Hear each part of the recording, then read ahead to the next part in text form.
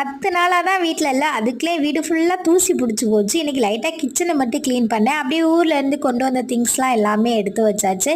என்னென்ன கொண்டு வந்தேன் அப்படின்னா ஆல்ரெடி நம்ம சேனலில் லாங் வீடியோ அப்டேட் பண்ணியிருக்கேன். இந்த வீடியோக்கு கீழே லிங்க் கொடுக்குறேன், மறக்காமல் பாருங்கள்.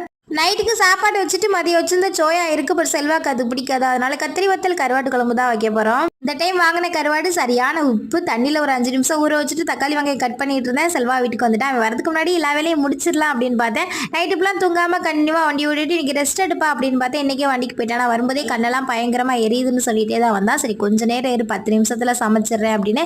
எனக்கு மேரேஜ்க்கு முன்னாடி இந்த வத்தல் ஐட்டமே பிடிக்காது.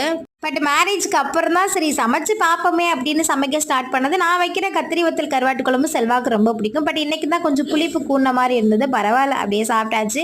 இன்றைக்கி நம்ம ஃபேமிலியில் அசன்யா, நவீனா, கௌதம் அவங்களுக்கு இனிய பிறந்தநாள் நல்வாழ்த்துக்கள். அப்படியே சாப்பிட்டுட்டு மூவி பார்த்துட்டே தூங்க வேண்டியது தான். Bye bye.